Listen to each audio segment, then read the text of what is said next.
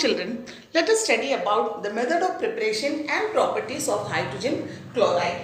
First, let us pass through method of preparation. Hydrogen chloride can be prepared by using sodium chloride and sulfuric acid, that is NaCl plus H2SO4 will give you HCl plus NaHSO4. In the second step, this NaHSO4 further reacts with NaCl and you will get HCl plus Na2SO4. Is it clear, children?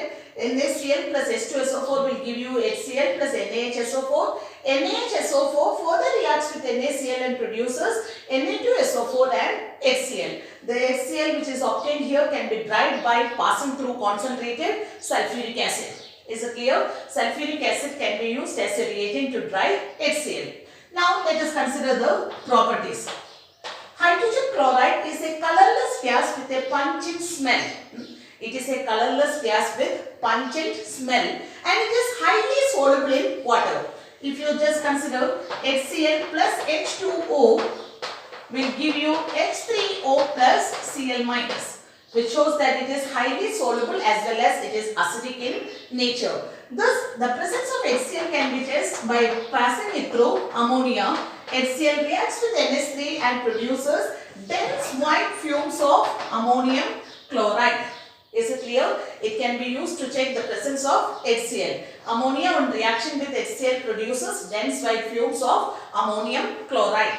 Children, when you mix concentrated HCl and concentrated HNO3 in the ratio 3:1, when you mix this reactants in the ratio 3:1, you will get a compound called aqua regia or noble water, which is used for cleaning gold, platinum, etc. Is it clear?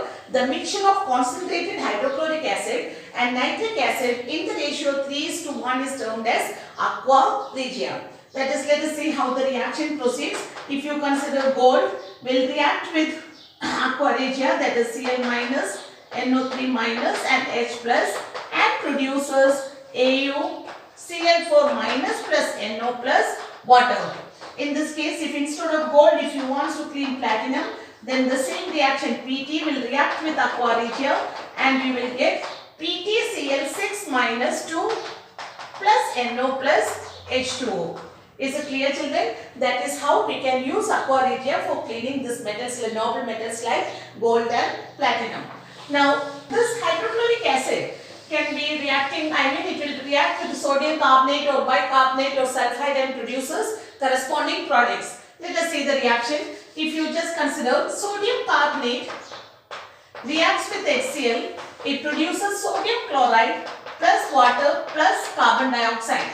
Or we can say that sodium bicarbonate react with HCl and then also you will be getting the same product, sodium chloride, water plus carbon dioxide. If instead of sodium carbonate, if you use sodium sulfide, Na2SO3 reacts with HCl and here instead of carbon dioxide you will get sulfur dioxide, NaCl plus H2O plus SO2. Is it clear, children? That is about the chemical properties of hydrogen chloride. Now, if you consider the uses, we can say that hydrogen chloride is generally used for the manufacture of chlorine.